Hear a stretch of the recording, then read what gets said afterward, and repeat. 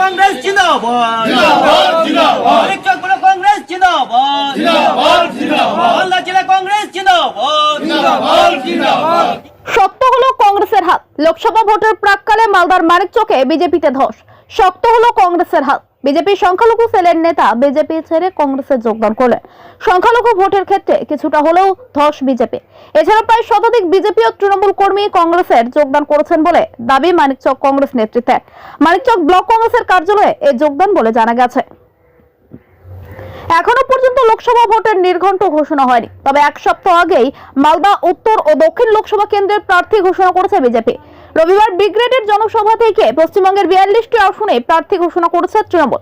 দক্ষিণ মালদা লোকসভা আসনের কংগ্রেসের সম্ভাব্য প্রার্থী হিসেবে ঈশা খান চৌধুরীর নাম লোকমুখে শোনা যাচ্ছে। আর ঠিক সেই মুহূর্তে দাঁড়িয়ে বিজেপি ও তৃণমূল ছেড়ে প্রায় 100-রও বেশি সমর্থকের কংগ্রেসে যোগদান অবশ্যই আগামীতে কংগ্রেসের হাত শক্ত করবে বলে রাজনৈতিক মহল মনে করছে।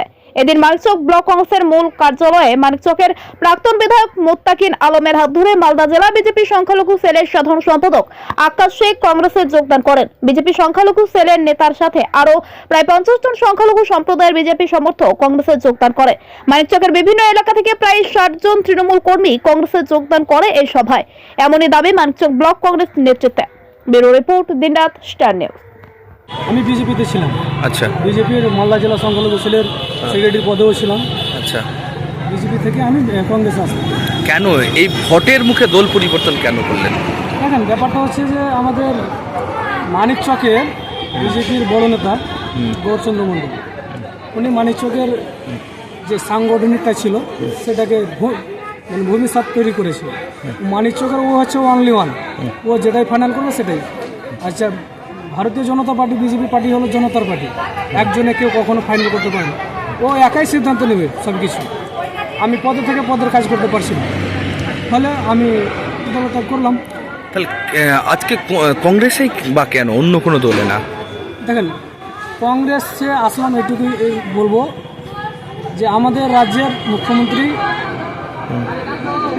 যেভাবে হয়তো পরিচালনা করছেন দলটাকে, বা যেগুলো নীতিভাবে চালাচ্ছেন, সেটা আমার পছন্দ না। কারণ আমরা গণতান্ত্রিক দেশের বাসিন্দা, গণতান্ত্রিক দেশে বসবাস করি, আমরা গণতন্ত্রকে মেনে চলি।